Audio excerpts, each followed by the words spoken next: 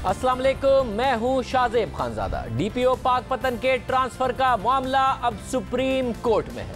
Chief justice ने कल अज खुद नोटिस लिया। आज पहली ही समाअत में बहुत से हकाइक सामने आ गए, अहम हकाइक सामने आ गए और वाकई में मुलविस अहम किरदारों का नाम खुलकर सामने आ गया। डीपीओ के ट्रांसफर से मुताल्लिक आज की समाअत में इमरान खान की अहलिया बुशरा बीबी का जिक्र हुआ, साथ ही बुशरा बीबी की दोस्त के शौहर का किरदार और उनका नाम भी अब खुलकर सामने आ गया है। ये वही शख्स है जो वजीर आला से डीपीओ और आरपीओ की मुलाकात में मौजूद थे। हमने इस हवाले से आपको खबर भी दी थी कि गैर मुतल्लिका गैर सरकारी शख्स इस सरकारी मुलाकात में मौजूद थे। वजीर आला खामोश थे और वो बोल रहे थे।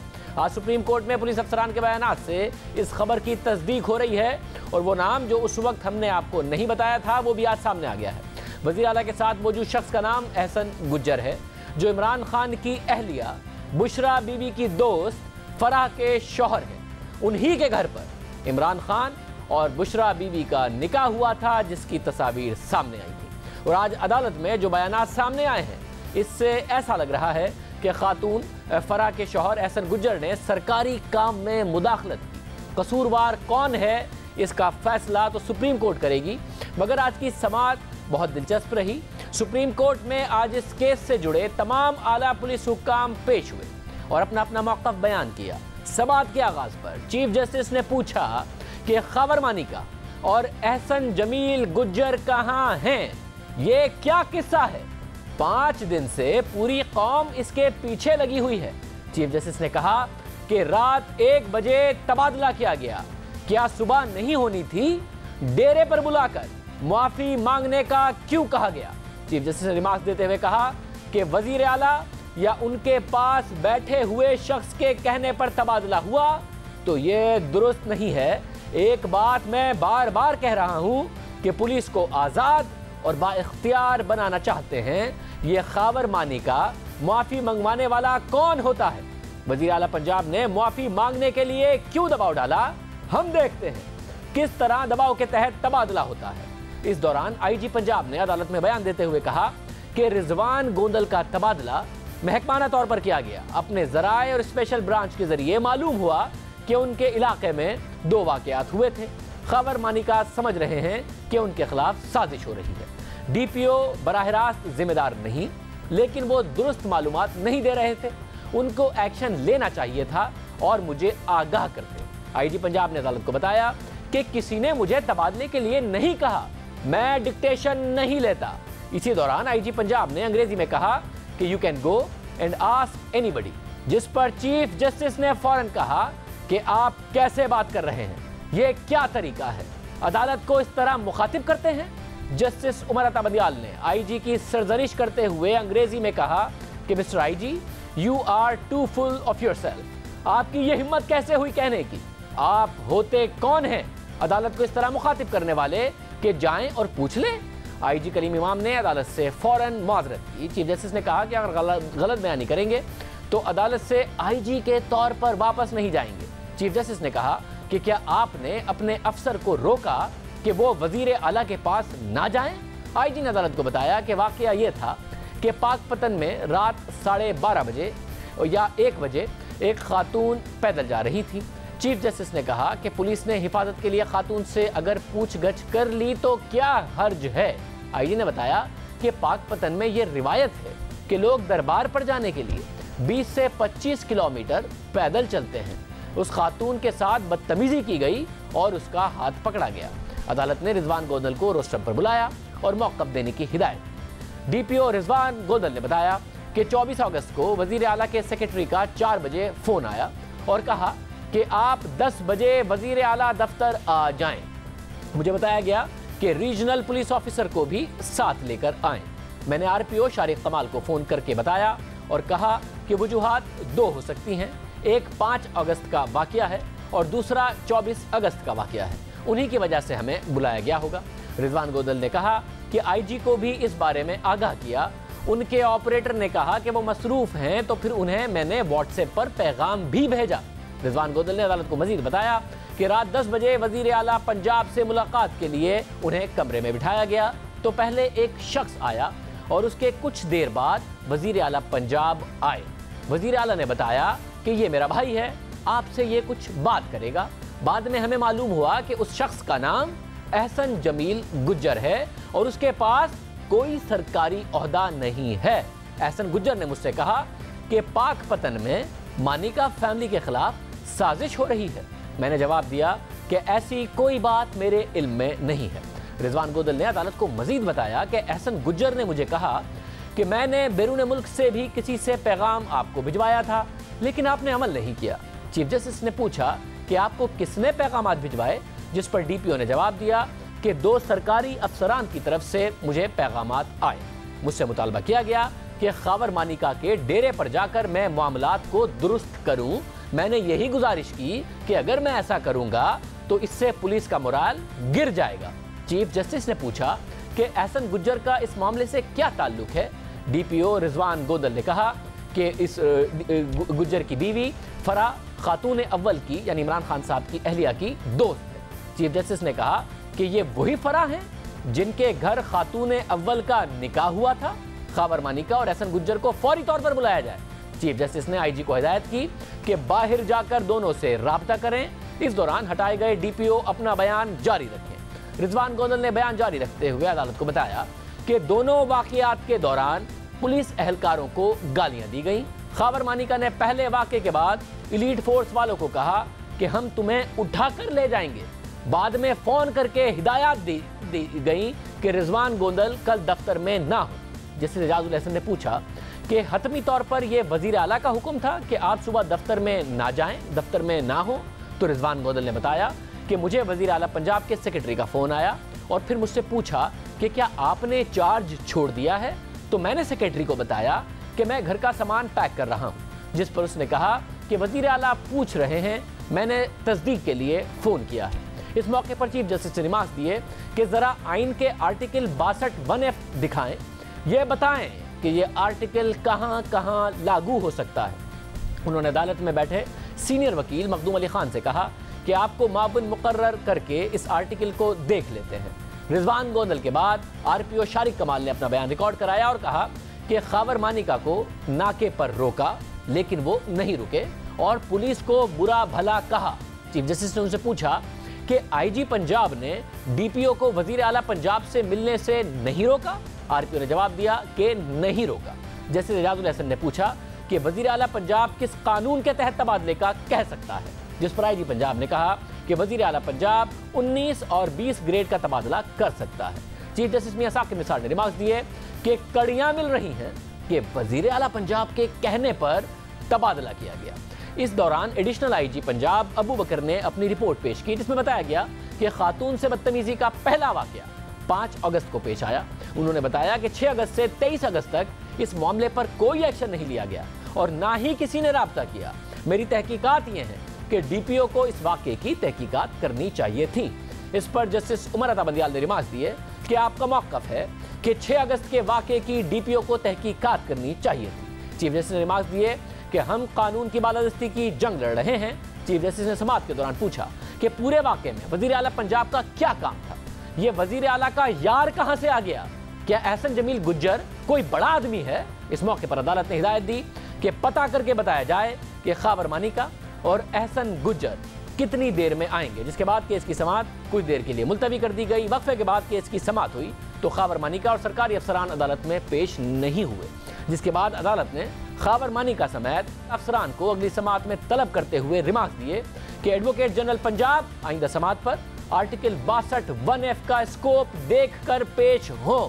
62(1)(f) में हमने पब्लिक ऑफिस के गलत इस्तेमाल का जायजा लिया था। तहरीक इंसाफ के चेयरमैन इमरान खान, जहांगीर तरीन और हनीफ अब्बासी के केस में अदालत उज़्मा ने उसूल तय किए हैं, इसलिए आइंदा समाअत पर वो फैसले पढ़कर आए। फिलहाल हम वजीर आला के खिलाफ ऐसा कोई एक्शन नहीं ले रहे। जिसके बाद अदालत ने डीपीओ तबादले से मुताल्लिक अज़ खुद नोटिस की समाअत पीर 3 सितंबर तक मुलतवी कर दी। पीर को इस केस में मजीद किरदार में अदालत में पेश होंगे, जिसके बाद सूरत हाल मजीद वाज़े होने का इम्कान है। मगर डीपीओ रिजवान गोदल के अचानक ट्रांसफर की वजह से तहरीक इंसाफ की हुकूमत तनकीद की जद में है। वज़ीर आज़म इमरान खान ने आज सहाफ़ियों से मुलाकात की, मीडिया के लोग उसमें मौजूद थे, एंकर पर्सन्स मौजूद थे और आज उन्हें भी बाकायदा तौर पर डीपीओ के ट्रांसफर, उसमें वज़ीर आला पंजाब के किरदार के हवाले से, हेलीकॉप्टर के इस्तेमाल के हवाले से मुसलसल सवालात का सामना करना पड़ा। इस हवाले से इमरान खान ने क्या मौक़िफ़ इख्तियार किया, क्या सवालात उनसे पूछे गए, इस मुलाकात में मौजूद तज्ज़ियाकार इरशाद भट्टी हमारे साथ मौजूद हैं। भट्टी साहब बहुत शुक्रिया। भट्टी साहब, वज़ीर आज़म इमरान खान की आज जो साफ़ियों से मुलाकात थी, आप भी उसमें मौजूद थे, वो इतलाते ही हैं कि बहुत ज़्यादा सवालात और बहुत ज़्यादा सख्त सवालात मानिका फैमिली के हवाले से, खातून अव्वल बुशरा बीबी के इस सारे मामले में किरदार के हवाले से इमरान खान साहब से बारहा किए गए, सुप्रीम कोर्ट को नोटिस लेना पड़ा, खान साहब ने क्या किया, इस हवाले से बहुत ज़्यादा बात हुई, उनकी अहलिया की इन्वॉल्वमेंट के हवाले से बहुत ज़्यादा बात हुई। क्या खान साहब ने कहा, वो किस हद तक मुतमईन है, सुप्रीम कोर्ट ने नोटिस लिया हुआ है, ये क्या मामला है, क्या कह रहे थे इमरान खान साहब? शाहजेब, पहली तो बात यह है कि आज सिर्फ इस इशू पे नहीं, हर इशू पे उनसे बड़े तल्ख सवालात हुए। सारे एंकर्स जो थे उन्होंने अपने अपने वो डोमेन में बड़े तल्ख सवालात किए और उन्होंने बड़ी यानी उनका मुस्कुराहट से और बड़ी सब्र और तहम्मुल से इस जवाब दिया और इन सारों का। तो पाक और स्पेशली पाक पतन पर इशू पर तो ऐसा भी हुआ कि एक मरतबा खान साहब ने कहा कि यार आधा घंटा हो गया, आधा पौना घंटा हो गया और नेशनल इशूज़ पर बात करें, ये हम इसी में ही अभी पड़े हुए हैं। तो इसमें उन्होंने जो इसकी सारी इस पूरे सवालों और उनके जवाबों की जो समरी है वो इतनी है कि उन्होंने उनको वाकई नहीं पता था कि वज़ीर आला ऑफिस में बुलाकर और उनको दो डीपीओ और आरपीओ को बुलाया गया और उसके बाद वो जो आज सुप्रीम कोर्ट में क्या कार्रवाई हुई, उन्होंने कहा कि अपना जो उन्होंने कहा, मुझे ये पता है कि जो 5 अगस्त को एक वाक़या हुआ, उसके बाद जो दूसरा वाक़या हुआ और उसके बाद जो पुलिस ने वो उनके साथ बदतमीज़ी वगैरह की, ये मुझे पता है। लेकिन उन्होंने बार बार कहा, उन्होंने कहा कि आप में से कोई बताए कि मैंने किसी को फ़ोन किया हो, और मेरी अहलिया बुशरा बीबी ने किसी को फ़ोन किया हो। हम दोनों ने बिल्कुल फ़ोन नहीं किया, किसी तरह से कोई प्रेशर नहीं डाला, कोई दबाव नहीं डाला, कोई असरअंदाज नहीं हुए। मैंने एक अपने प्रिंसिपल सेक्रेटरी को कहा था कि ज़रा आईजी से रिपोर्ट ले लें कि क्या हुआ है, और वो बहुत खुश थे कि सुप्रीम कोर्ट में मामला है और इस सुप्रीम कोर्ट को हल करना चाहिए था। उन्होंने ये भी कहा कि ये सूबाई हुकूमत और आईजी को, ये मामला तो आईजी साहब का था, उनको ही हल कर लेना चाहिए था, सूबाई हुकूमत को हल कर लेना चाहिए। लेकिन अब बहुत अच्छी बात है कि सुप्रीम कोर्ट में मामला है और ताकि पता चल जाएगा कि असल ज़्यादती किसकी है और असल वाक़या क्या है। मगर जब उन्होंने ये बताया कि मैंने या मेरी अहलिया ने किसी को भी इस वाक़े के हवाले से फ़ोन किया हो, ये अहम बात है कि वो कह रहे हैं कि जी कोई फ़ोन नहीं किया गया, किसी को भी इस हवाले से फ़ोन नहीं किया गया और इन्फ्लुएंस करने की कोशिश नहीं की गई। मगर क्या फिर आप लोगों ने आगे से पूछा कि आपने पहले फ़ोन नहीं किया, मगर आपने अपने वज़ीर आला को बाद में भी फ़ोन नहीं किया कि ये क्या हरकत की है? कैसे आप सरकारी काम में मुदाखलत के लिए एक ज़ाती आदमी को बिठा रहे हैं, गैर सरकारी आदमी को? हम कहते हैं कि पुलिस गैर सियासी होगी और आप पुलिस वाले को कैसे अपने पास बुलाकर और उसको बरतरफ करा रहे हैं? बाद में भी फ़ोन नहीं किया, अगर पहले नहीं किया आप लोगों ने पूछा नहीं? हाँ नहीं, उनका कहना था कि मेरा ये सूबाई हुकूमत का काम है, आईजी साहब का काम है, और मैं अगर इन्वॉल्व होता या मेरी तरफ से कोई डायरेक्ट होता या सीएम को होता, उस पर भी आपको इतराज़ात होते और हो सकता है कि वो चूँकि ये फैमिली ऐसी है जो इंटरलिंक है मुझसे, तो मैं उस पर नहीं ना मैंने पता किया। एक मरतबा मैंने अपने प्रिंसिपल सेक्रेटरी को चेक कर लें, बाकी सूबाई हुकूमत जाने, आईजी जाने, और आप चीफ जस्टिस साहब कर रहे हैं तो वो पता चल जाएगा, आपको भी हकीकत सामने आ जाएगी। और मैं खुश हूँ कि जो भी इसका फैसला है, जैसा भी आया कह रहा, और मेरा अभी भी वही उनका स्टैंस है कि पुलिस सियासी मुदाखलत से पाक होनी चाहिए, और उसमें मैं हूँ, मैं भी कानून से बालातर नहीं हूँ, मेरी फैमिली भी बालातर नहीं है, और कोई अगर मेरे लेफ़्ट राइट दाएं बाएं है मेरे से मुंसलिक है तो वो भी नहीं है, और इसमें मैं उस अपनी बात पे कायम हूँ, और ये बिल्कुल इस बात पे मैं कोई कंप्रोमाइज़ नहीं करूँगा, ज़ीरो टॉलरेंस है। मतलब कॉम्प्रोमाइज करेंगे आप कह रहे हैं, जीरो टॉलरेंस है, मगर उन्हें वाकया सिर्फ 2 पता है, 5 अगस्त और 24 अगस्त का आप कह रहे हैं। यानी कि जो खावर मानिका फैमिली का वर्जन है, मानिका फैमिली का, वो उन्हें पता है, बाद में उन पुलिस अफसरान के साथ क्या हुआ उसका उन्हें पता ही नहीं है, उनके चीफ मिनिस्टर ने बुला के क्या किया उन्हें पता ही नहीं है। तो फिर कैसे जीरो टॉलरेंस कैसे होगी जब वो इस मामले में जा ही नहीं रहे? कह रहे आईजी का काम है, चीफ मिनिस्टर का काम है, उनके चीफ मिनिस्टर ने मुदाखलत की है, वो मायूस भी नहीं है सारे के सारे मामले पर? कोई चीफ मिनिस्टर से उन्होंने बात की हो कि क्या किया है? कोई ऐसी बात नहीं। उनके पास था कि जो पुलिस ने ज़्यादती की है वो था कि वो पुलिस ने जैसे रोका, उनकी फैमिली आ रही थी दरबार की तरफ आ रही थी, तो वो जो बेटी और वो उसमें रोका, और फिर दूसरा, और फिर उनको ये बिल्कुल हैरत का उन्होंने इजहार किया कि क्या कहा आपने, कि CM हाउस में बुला के उन्होंने कहा कि ये इस तरह हुआ है, और ये उन्होंने कहा कि मुझे ये तो चीज़ों का तो पता है, लेकिन मेरे इसमें दिलचस्पी की क्या बात है जब एक IG मौजूद है, एक CM मौजूद है। मतलब कमाल है पुलिस की, उनके बकौल वो उन्हें पता है, पूरे मीडिया पर इतने अरसे से चल रहा है। चीफ जस्टिस ने इस बात का नोटिस ले लिया, पुलिस के अंदर मुदाखलत हो गई, जो कि इमरान खान साहब का बहुत मौक़िफ़ है वो उन्हें पता ही नहीं है। आप लोगों ने सवाल नहीं किए, क्योंकि आप तो हमारे प्रोग्राम में भी बोल चुके हैं, खान साहब तो जाने जाते हैं या दावा करते हैं कि मैं फौरी एक्शन लूँगा, यहाँ पे किसी को थप्पड़ लगते हैं, 5 लाख रुपए जुर्माना, 20 मरीजों का इलाज करा दें, फिर ये खबर आती है और खान साहब को इस बारे में पता ही नहीं है, सिर्फ मानी का फैमिली का वर्जन पता है। वो हैरानगी का इजहार कर रहे हैं कि चीफ मिनिस्टर ने बुला लिया और क्या हो गया। ये पूछा आप लोगों ने फिर बुज़दार साहब किस किस्म के चीफ मिनिस्टर आपने लगा दिए हैं, ना उनकी कॉम्पिटेंस के हवाले से सवालात हो रहे हैं, और वो फिर ये किस किस्म की काम कर रहे हैं, कुछ पूछा बुज़दार साहब के हवाले से सहाफ़ियों ने और आपने? जी बिल्कुल, सब ने किए। उनके ये भी कहा कि आपने एक 11-12 करोड़ का सूबा एक नए आदमी के हाथ में दे दिया है, जिनकी कोई पहले एक्सपीरियंस नहीं था, और जिनका आप वो बज़ाहिर हमें कोई लग नहीं रहा कि वो इतने एक्स्ट्रा काबिल हैं या कुछ है। तो लेकिन खान साहब ने हैरत अंगेज़ तौर पर ना सिर्फ उन पर ट्रस्ट किया, बल्कि उन्होंने कहा कि जब मुझे MPS सारे मिलने आए थे तो सारे कोई ना कोई वजारत, कोई ना कोई के चक्कर में था। ये पहला था कि जिसने मुझे कहा कि मेरे इलाके में अस्पताल बनवा दें, और फिर मैंने उसके बाद इसका मुकम्मल बाकी इंक्वायरी की, बाकी मैंने इसका फॉलो अप लिया, तो मुझे ये अच्छा ये वो उस इलाके का वही जैसे वो बता रहे थे उस इलाके का एज ए तहसील नाज़म इसके काम, इससे मैंने लोगों की लिए मालूमात ली, और उन्होंने जो सबसे कहा, उन्होंने कहा इनमें काबिलियत है, ये पैसे में नहीं होगा, ये बाकी चीज़ों में नहीं होगा, और जो ये इसमें पॉलिटिकल है, नीचे से आया है और पसमानदा इलाके से है, सरायकी वो साउथ पंजाब से दलेर है। और दूसरा उन्होंने मुझे कहा कि पूरे सारों के सामने कहा कि आप 3 महीने दें, आपको ये शहबाज शरीफ से बेहतर वज़ीर आला ना लगे तो फिर मुझे बताइएगा, ये उससे बेहतर होगा, और उसको ओहदे का लालच नहीं है। मैं आज उसको कहूँ 1 मिनट में कहूँ वो चला जाएगा, किसी ओहदे का लालच नहीं है, हम खिदमत करने आए हैं, और मैं उस पर चेक रख रहा हूँ, निगरानी रख रहे हैं हम, और इंशाल्लाह वो काम डिलीवर करेगा। मगर बल्कि ज़्यादा टाइम खान साहब को पूरे 5 साल मिलने चाहिए डिलीवर करने के लिए, मगर खान साहब क्या फिर 3 महीने तक सवालात भी ना हो कि चीफ मिनिस्टर अगर पुलिस के मामलात में मुदाखलत कर रहा है तो सुप्रीम कोर्ट पूछे तो पूछे, खान साहब पूछेंगे भी नहीं। चौहान साहब जो भी बयानात दें, उस हवाले से बात हुई कि क्या बयानबाजियाँ करते हैं, बाद में शर्मिंदा पार्टी को भी कराते हैं, ख़ुद भी माजरत करते हैं, कुछ 4-5 माजरत कर चुके हैं। पंजाब की जो बाकायदा तौर पर हुकूमती फेसबुक अकाउंट है उससे ट्वीट होना और फिर वापस लेना और फिर माजरत करना, ये क्या बातें हो रही हैं, इस हवाले से कोई बात की?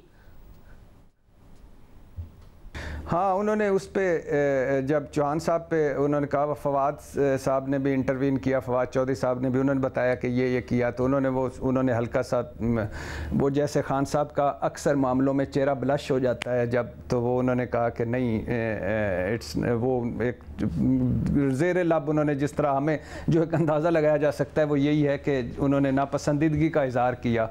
और आज सुबह फवाद चौधरी साहब कह चुके थे कि हमने उनको पार्टी का मैसेज कन्वे कर दिया है, जिसके बाद उन्होंने माफ़ी भी मांग ली, आज प्रेस कॉन्फ्रेंस वगैरह भी कर रहे थे, और उन्होंने इस पे जैसे 3 महीने मुझे देने हैं, मुझे और मेरी टीम को, और इन 3 महीनों में अगर आपको मुल्क की सिमत डायरेक्शन दुरुस्त सिमत में ना नज़र आई तो आप मुझसे गिला कर सकते हैं। बाकी आप तनकीद के लिए बिल्कुल मैं हाज़िर हूँ, मेरी टीम हाज़िर है, आप बिल्कुल करें, और मैं आपका पहले भी बड़ा सपोर्टर था, आप पहले भी मेरे बड़े साथ थे और मैं आपके साथ।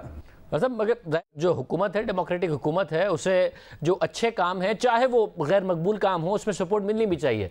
तो एहतसाब और मुख्तलिफ मामलात के हवाले से और रिफॉर्म्स के हवाले से क्या कह रहे हैं, वो क्या इक़दामात लेने जा रहे हैं और क्या क्या वो करेंगे जिससे मीडिया की सपोर्ट मांग रहे हैं?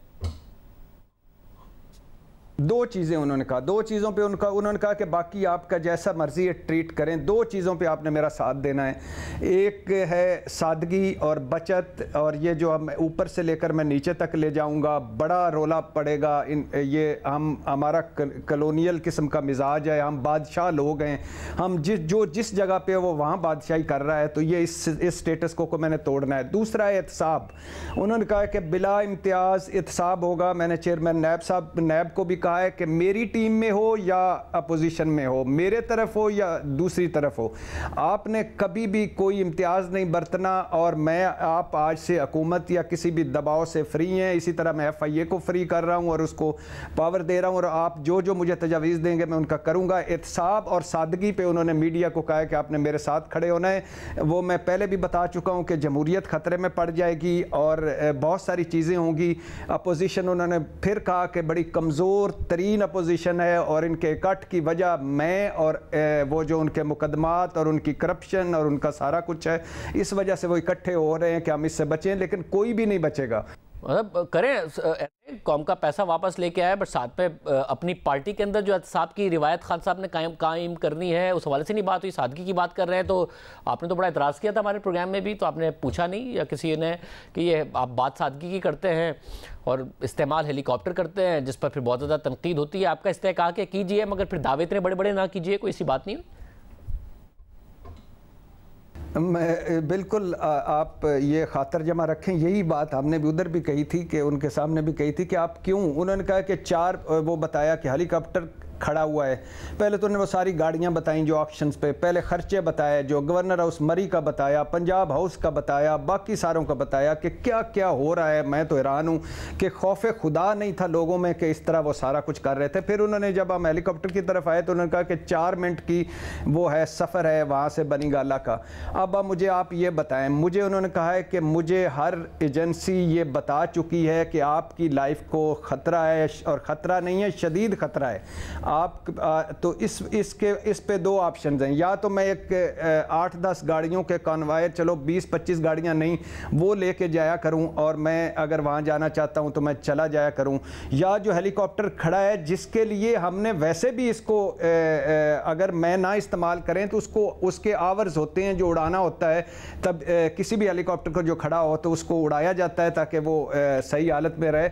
उसमें मैं अगर उधर से इधर और आप आ जाता हूं तो इसमें क्या है, वो पेट्रोल और वो जो सड़कें बंद होना, वो जो आवाम के लिए सारा कुछ होना, और ये मैं सिर्फ जो मुझे कहा गया है कि सिक्योरिटी का, उसकी वजह से कर रहा हूं, अदरवाइज़ कोई नहीं। और वो इतना नहीं है जितना इसको बनाकर पेश किया जा रहा है। मतलब एक तो इमरान और वज़ीर आज़म ये चीज़ें इस्तेमाल करने का इस्तेहकाक है, दूसरा उनको अपनी सिक्योरिटी की पूरी परवाह करनी चाहिए, अल्लाह उन्हें सलामत भी रखे और वो सेफ़ एंड सिक्योर रहें। ये सारी बातें बहुत ज़्यादा लाजमी है, उन्हें अपनी पूरी सिक्योरिटी करनी चाहिए। मगर आगे से आपने पूछा नहीं कि अगर आपको ख़तरा है, तो पिछले वज़ीर आज़म को भी ख़तरा था।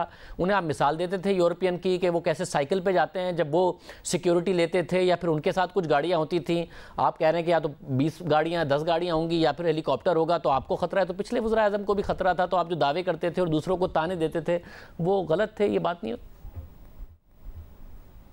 ये भी कहा हमने ये भी कहा कि ये देखिए, उन्होंने कहा कि यहाँ तक तो बात ठीक है, मैं इस हक में हूँ, लेकिन 35 गाड़ियों का कॉन्वाय, और जो मेरे पास पता नहीं, उन्होंने 25 गाड़ियाँ PM हाउस में बताई, और फिर नाम ले लेके बताया कि वो किसके पास थी, वो किसके पास थी, वो किसके जो सरबराह ने मुमलिकत और एक सार्क समिट पे ख़रीदी गई थी और उसके बाद वहीं खड़ी हुई हैं, और वो इस्तेमाल किस तरह कर रहे थे, और मैं बाकी बताया। और उन्होंने कहा कि मुझे कोई आज भी मुझे ये चॉइस दे दे, मुझे सिक्योरिटी क्लियर कर दे, मैं यकीन करे खुश हूँगा एक अपनी गाड़ी में बैठ के बनीगाला जाने और उधर से वापस PM हाउस में आने, मुझे कोई एतराज़ नहीं है।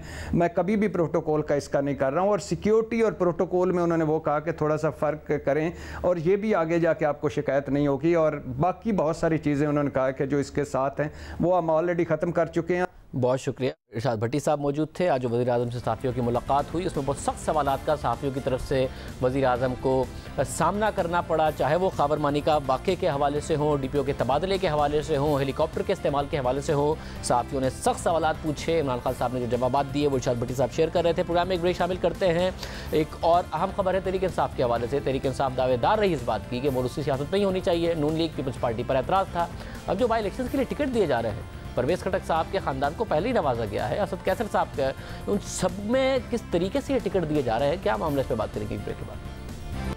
तहरीक इंसाफ तब्दीली के नारे के साथ इक़्तिदार में आई। निज़ाम में तब्दीली के साथ साथ तर्ज़ सियासत में भी तब्दीली की बात की। इमरान खान मोरूसी सियासत को कड़ी तनकीद का निशाना बनाते रहे, मगर अब खुद तहरीक इंसाफ में मोरूसियत के आसार नजर आ रहे हैं, क्योंकि 14 अक्टूबर को खैबर पख्तूनख्वा में होने वाले ज़िमनी इंतखाबात में तहरीक इंसाफ आम इंतखाबात में कामयाब होने वालों ही के रिश्तेदारों को टिकट दे रही है। साबिक वज़ीर आला खैबर पख्तूनख्वा परवेज़ खटक 25 जुलाई को होने वाले इंतखाबात में कौमी असम्बली की 1 और सूबाई असम्बली की 2 नशिस्तों पर कामयाब हुए। बाद में पार्टी मुशावरत के बाद उन्होंने कौमी असम्बली की नशिस्त बरकरार रखी और अब वो वज़ीर दिफा हैं, मगर उन्होंने सूबाई असम्बली की दोनों नशिस्तें खाली कर दी। उनमें से एक नशिस्त हल्का PK 61 पर परवेज़ खटक के बेटे इब्राहिम खटक, दूसरी नशिस्त PK 64 से परवेज़ खटक के भाई लियाकत खटक को तहरीक इंसाफ ने टिकट जारी कर दिया है।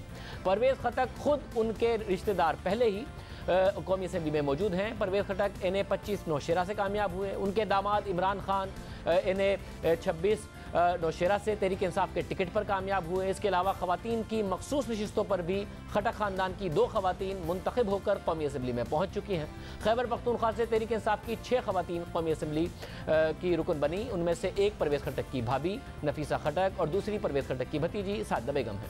यूँ परवेज़ खटक ख़ानदान के 4 अफराद पहले ही तहरीक इंसाफ के टिकट पर कौमी असम्बली के अरकान मुंतखब हो चुके हैं। अब मज़ीद 2 अफराद को तहरीक इंसाफ का टिकट जारी कर दिया गया है। एक ही ख़ानदान के 6 अफराद कौमी और सूबाई असम्बली में होंगे। इसके अलावा खैबर पख्तूनख्वा के एक और हल्के में भी ज़िमनी इंतखाब होना है।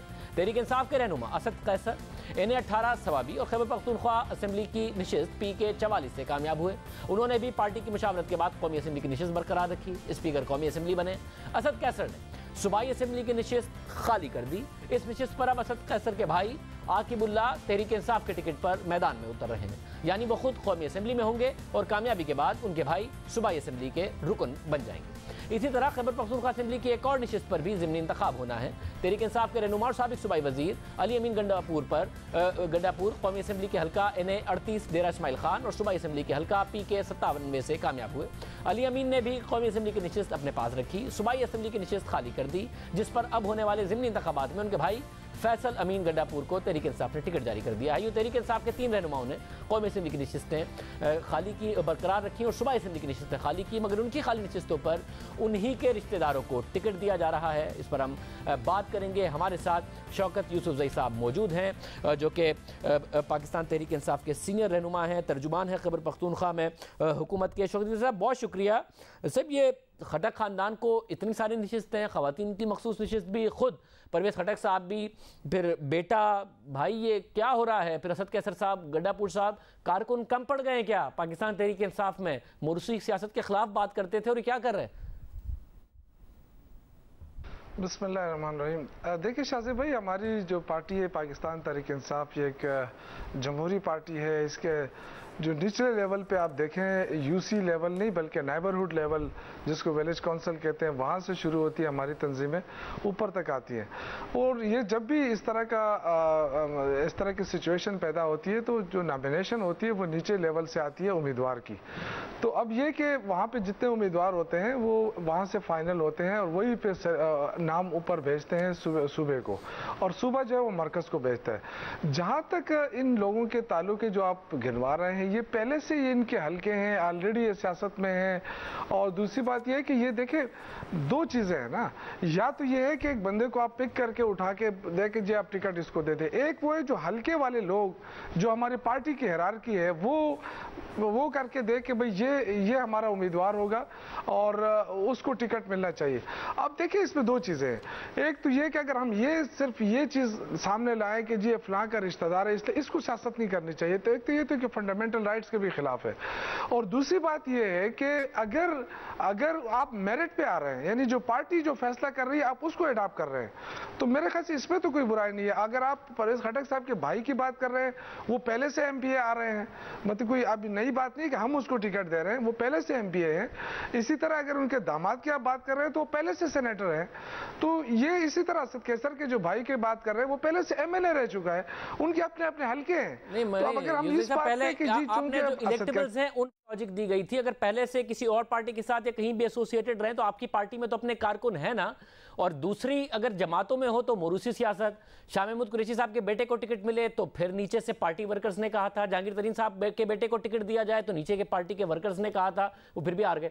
और अगर दूसरे मामलात हों तो आपके अंदर तो अब आप कह रहे हैं कि पार्टी के लोगों ने कहा था, तो कॉन्फ्लिक्ट ऑफ इंटरेस्ट यही तो है। असद खटक साहब, परवेज खटक साहब खुद वजीर आला रहे हैं, अब डिफेंस मिनिस्टर हैं, उसी पार्टी की मीटिंग में बैठे हुए हैं जिसमें ये टिकट अवार्ड होना है, तो किसने मुखालफत करनी है नीचे पार्टी के वर्कर्स में, किस तरीके से हो जाएगी, पार्टी ने डिसाइड करना होता है। सारे रिश्तेदारों में बांटे जा रहे हैं, सारे काबिल रिश्तेदार हैं, कारकुन कोई काबिल नहीं है इस पार्टी में।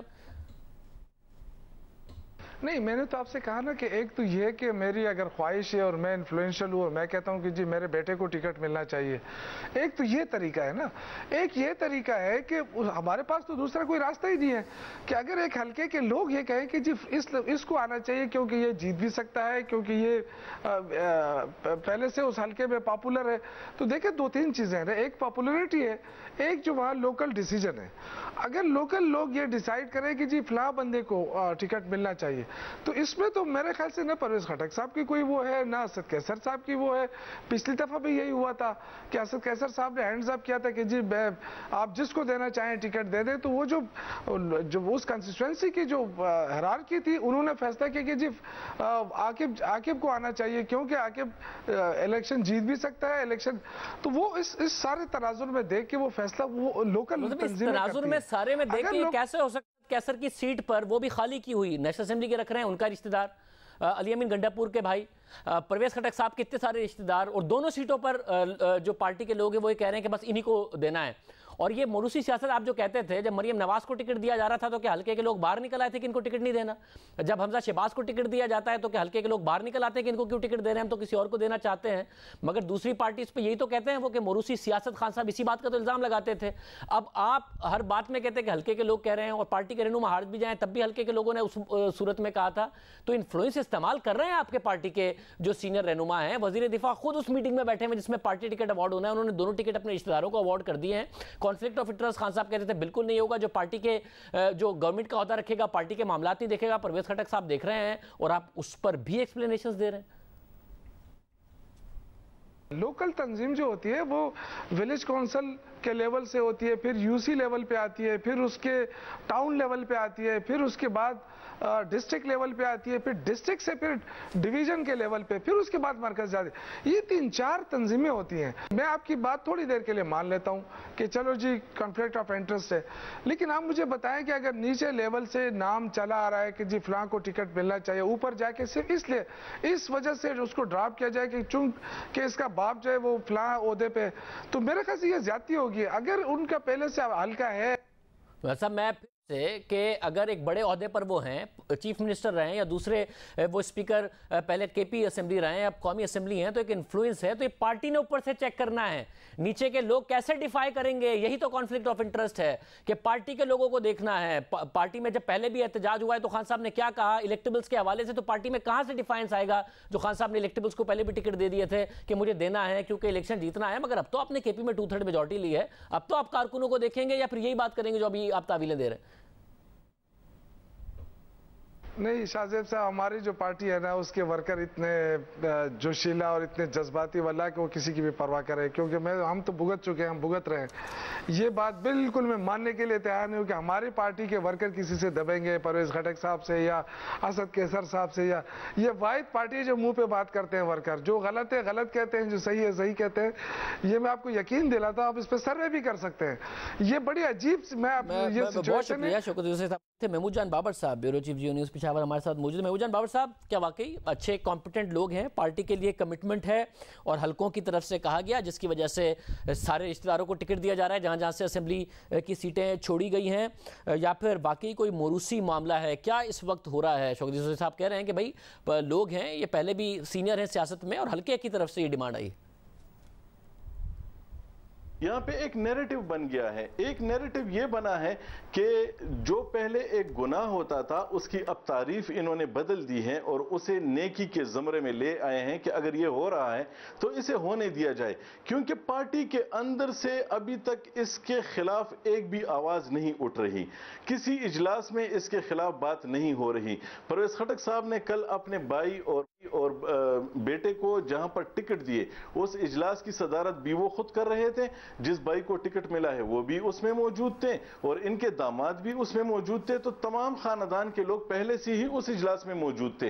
अब वजीर दिफा साहब जो हैं तो उनकी पार्टी में हैसियत क्या है, क्योंकि इन्होंने कहा था कि जिसके पास हुकूमत में पोजीशन होगी फिर वो पार्टी में नहीं होगी। कल उन्होंने इजलास प्रेजाइड करके अपने घर में टिकटें तकसीम की। यही जो है वो सारी जगहों पर हो रहा है। यही काम मौलाना फजल रहमान साहब ने भी गुज़िश्ता इलेक्शन में किया, यही अवामी नेशनल पार्टी ने भी यही कोशिश की, इसके अलावा जितनी जमातें सब ने की। लेकिन एक बात जो यहां पर इस वक्त समझी जा रही है वो ये है कि तहरीक इंसाफ ने बिल्कुल एक इंतहा कर दी है इस हवाले से। ये मगर पार्टी में किसी से रिश्तेदारी है तो लाजमी तो नहीं है कि उन्होंने पार्टी के लिए काम ना किया हो या हल्के के लोगों में वो मकबूल ना हो। इत्तेफाक ज़रूर लगता है कि इतने सारे खटक साहब के रिश्तेदार कैसे हो सकते हैं, और या फिर असद कैसर साहब ही का क्यों रिश्तेदार हो या फिर भाई हो, और अमीन गंडापुर साहब का, मगर हो सकता है कि ये लोग मेहनत करते हों और हल्के के अवाम में पॉपुलर हों, पार्टी के लिए कमिटमेंट हो, ना कि इसलिए कि ये रिश्तेदार हैं इनके।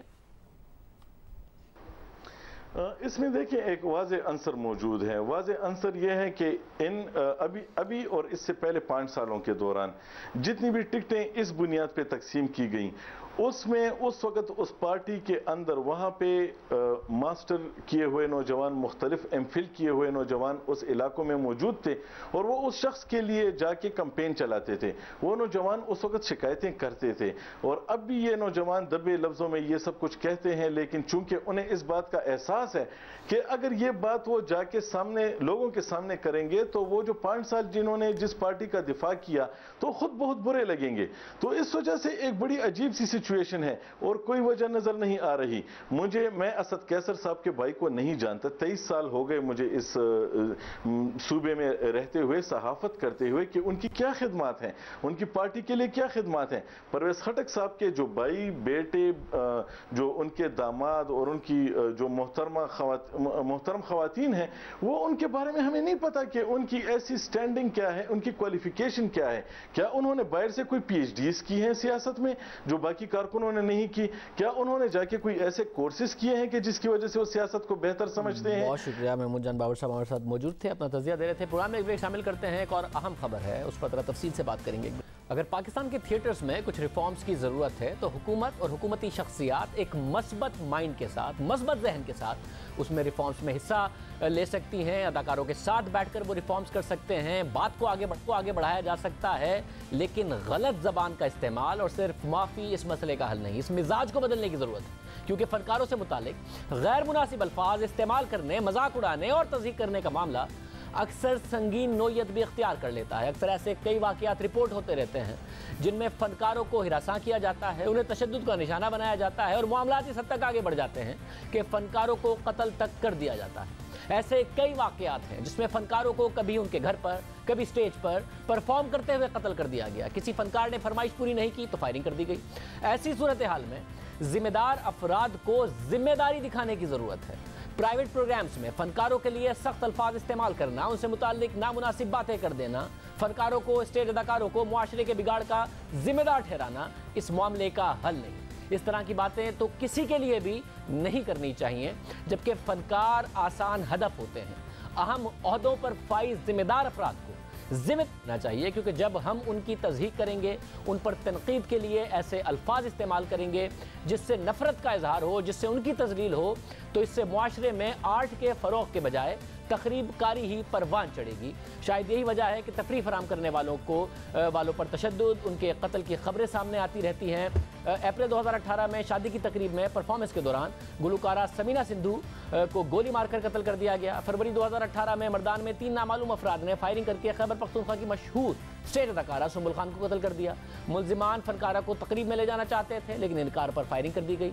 अक्टूबर 2017 में मुल्तान में थिएटर अदाकारा शमीम को कत्ल कर दिया गया। नवंबर 2016 में लाहौर में स्टेज अदाकारा किस्मत बेग को कत्ल कर दिया गया। ऐसे वाक़यात इसलिए पेश आते हैं कि जो इंटॉलरेंस है वो मौजूद है, या फिर सही तरीके से बाकायदा तौर पर ऐसे कवानीन मौजूद नहीं हैं जिसमें स्टेज में, थिएटर में परफॉर्म भी कर सके, रिफॉर्म्स हो सकें। अगर एतराज़ात हैं उनको दूर करते हुए बाकायदा तौर पर परफॉर्म किया जा सके, और अगर कुछ नफरत फैलाई जाती है अदाकारों के ख़िलाफ़ या फिर मिसयूज़ किया जाता है तो उस पर उन्हें हुकूमत की प्रोटेक्शन भी मिल सके। हमारे यहाँ स्टेज फनकारों के इस हवाले से ज़्यादा मुश्किलात का सामना है, खासकर ख़वातीन फनकारों को वो इसका निशाना बनती हैं। गुज़िश्ता साल इस हवाले से Jio.tv की फीचर एडिटर बेनज़ीर शाह ने एक रिपोर्ट तैयार की थी, जिसके मुताबिक 2012 से 2017 के दौरान सिर्फ पंजाब में 8 फनकारों का कत्ल हुआ। ख़वातीन फनकारों को मुख्तलिफ तरीके से हिरासा किया जाता है, तकरीबन हर रोज़ हिरासा किए जाने और धमकियों का सामना रहता है, उनकी तज़ीक़ की जाती है, नफरत अंगेज़ जुमले कहे जाते हैं। इस पर बात करेंगे। फीचर एडिटर Jio.tv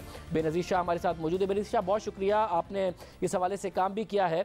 बुनियादी कंसर्न्स क्या हैं? और जाहिर है कुछ एतराज़ात भी होते हैं, रिफॉर्म्स किए जा सकते हैं अगर पॉजिटिव माइंड के साथ, फनकारों के साथ बैठ कर किए जाएँ। बुनियादी कंसर्न्स क्या हैं, क्या वजूहात हैं जो आपके सामने आई इन सारे के सारे वाक़यात की? ज़्यादातर जो ये औरतें, पहले तो ये देखना चाहिए कि औरतें आती कहाँ से हैं। एक तो ये बहुत कम उम्र होती हैं, 16, 14, 15 साल की होती हैं। ये अपना घर छोड़ के भाग के आती हैं। एक तो इनकी फैमिली की तरफ से इनको बहुत अपोजिशन होती है। फिर जब ये स्टेज ज्वाइन करती हैं, शुरू में इनको सिर्फ 5,000 रुपये मिलते हैं किराया। उसके बाद जो होता है कि जब आहिस्ता आहिस्ता इनका नाम बनना शुरू हो जाता है, जो उनको आदमी देखने आते हैं, जो लोग आते हैं इनको देखने के लिए, वो उनको फ़ोन करके हरास करते हैं, ब्लैकमेल करते हैं। अगर आप शो पे नहीं आएंगे तो हम तेज़ाब फेंक देंगे आपके मुंह पे। जैसे निदा चौधरी हैं, एक स्टेज एक्ट्रेस हैं, बड़ी मशहूर हैं। जब मेरी उनसे मुलाकात हुई तो उनके घर के बाहर कैमराज लगे हुए थे, उन्होंने गार्ड रखा हुआ था। बल्कि उन्होंने मुझे बताया कि मैं तो फ़ोन ज़्यादातर उठाती नहीं हूँ, क्योंकि मुझे ज़्यादातर इसी तरह के मैसेजेस आ रहे होते हैं, इसी तरह की थ्रेट्स आ रही होती हैं, डरा धमका रहे होते हैं। और वो पुलिस के पास तो जा नहीं सकती, क्योंकि वो ज़्यादा इसको संजीदगी से इस इशू को लेते नहीं है। मैं महफिल थिएटर, एक यहाँ पे सिनेमा है लाहौर में, वहाँ पे गई, मैंने 2-3 परफॉर्मेंसेज उनकी देखी। होता ये है कि वहाँ पे कोई सिक्योरिटी नहीं होती। आप ठीक है, अब आप हर एक स्टेज एक्ट्रेस को सिक्योरिटी नहीं दे सकते, हर आर्टिस्ट को सिक्योरिटी नहीं दे सकते, बट आप वो जैसे थिएटर के बाहर आप एक सिक्योरिटी गार्ड रख सकते हैं। आपने अगर रेगुलेट ही करनी है, जैसे फयाज चौहान साहब ने कहा है कि इनके वल्गर होते हैं बिलबोर्ड या इनके थीम वल्गर होते हैं, आपने रेगुलेट करनी है इंडस्ट्री, तो आप बैठ के एक कमेटी बना सकते हैं इंडस्ट्री वालों के साथ, आर्टिस्ट के साथ, प्रोड्यूसर के साथ, जिसमें आप डिसाइड करें कि देखिए ये थीम्स हैं जिसको आप नहीं टच कर सकते, ये चीज़ें हैं जिस पे आप नहीं परफॉर्मेंस कर सकते हैं, ये गाइडलाइंस हैं। फिर आप उनको थोड़ी सी सिक्योरिटी दें, एटलीस्ट आप उनको वेन्यू पे तो सिक्योरिटी दे सकते हैं। बेशक आप उनको उनके घरों पे या वैसे नहीं दे सकते, पर इस तरह के अब इतने वाक़यात हो गए हैं कि अब तो सिक्योरिटी के अलावा उनको इंसाफ भी मिलना चाहिए। आप किस्मत बेग का वाक़या देख लें, जब तक उनके जो शोबिज़ की इंडस्ट्री है, जब तक वो सड़कों पे नहीं आई, उन्होंने एहतजाज नहीं किया, तब तक कोई इसका इशू जो था वो रेज़ नहीं हुआ। राना सनाउल्लाह साहब जब तब सूबाई वज़ीर थे, उनकी एक स्टेटमेंट थी कि ये तो एक शोबिज़ के ही लोग थे, कोई पर्सनल मामला था उनका, उन्होंने आके उसको मार दिया। लेकिन फिर वो सोशल मीडिया पर इतना इशू हुआ रेज़ के, उनको फॉलो अप करना पड़ा और किसी की गिरफ्तारी करनी पड़ी। अभी जो लाड़काना में इस साल हुआ वाक़या, जिसमें वो 6 माह प्रेग्नेंट थी, स्टेज पे उनको गोली मार दी गई उस एक SHO के सामने, एक पूरी महफिल में, और उसके बाद जिन्होंने मारा वो भागे भी नहीं, क्योंकि उनको ये यकीन था कि उनके साथ कुछ नहीं होगा।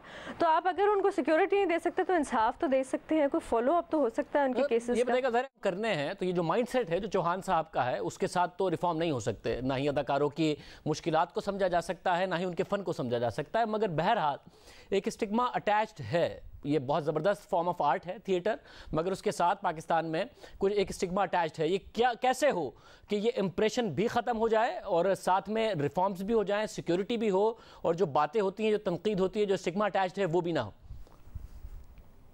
देखिए, आप डरा धमका के तो नहीं रेगुलेट कर सकते इंडस्ट्री के, हम नरगिस साहिबा को ऐसे करवा देंगे या उनसे नमाज पढ़वा लेंगे या तो उनको रोज़े रखवा लेंगे, इस तरह तो नहीं आप स्टेटमेंट दे के कर सकते। एक तो मुझे वैसे समझ नहीं आई कि चौहान साहब को ये सबसे बड़ा मसाइल पंजाब में सिर्फ यही लगा था कि उन्होंने आते साथ ही सबसे पहले स्टेज आर्टिस्ट को टारगेट करना शुरू कर दिया, क्योंकि वो आसान है, इट्स वेरी ईजी कि आप एक औरत को एक पंचिंग बैग बना दो। जहाँ तक रेगुलेशन की बात है, हाँ ठीक है, इसकी थीम्स ऐसी होती हैं, बट वो ऐसा कोई बयान भी नहीं करते ये स्टेज आर्टिस्ट कि हम कोई फैमिली शोज़ हैं जहाँ पे अपने बच्चों को या औरतों को लेके आए। उन्होंने कभी ऐसा कोई क्या कहते हैं अनाउंसमेंट नहीं की कि हाँ ये फैमिली शोज़ हैं, ना वो इस तरह पब्लिसाइज करते हैं अपने शोज़ को, बल्कि इनकी टाइमिंग भी रात को लेट होती है, मिडनाइट के बाद होती हैं। तो आप एटलीस्ट आप उनके साथ बैठ के कुछ डिसीजन ले सकते हो। अब जब ये शोज़ अलहमरा में होते हैं लाहौर में, तो वहाँ पर अलहमरा की जो कमेटी है वो उनके साथ पहले बैठ के उनको बताती है, एक गाइडलाइन देती है कि आप ये चीज़ें नहीं कर सकते, अगर आप करेंगे तो हम आपको फ़ाइन कर देंगे या बैन कर देंगे या हम शो बंद कर देंगे। तो इस तरह की आप कोई थोड़ी सी बैठ के, अब आराम से बैठ के उनके साथ एक कमेटी बना के एक डिसीजन ले सकते हो, पर उनके साथ उनको इस तरह डरा धमका के पब्लिक स्टेटमेंट्स करके फिर माफ़ी मांग लेना, अभी मुझे नहीं समझ आती। अगर चौहान साहब अभी इस वक्त अगर ऐसा कोई वाक़या हो जाए जैसे किस्मत बेग के साथ हुआ था, तो चौहान साहब की क्या रिस्पॉन्स होगा? बहुत शुक्रिया बेनज़ीर शाह, जिन्होंने इस सब्जेक्ट पर काम भी किया है, तफसीली अपना मौक़िफ़ दे रही थी। आज के प्रोग्राम में इतना ही, आपसे फिर के प्रोग्राम में मुलाकात होगी। अल्लाह हाफ़िज़।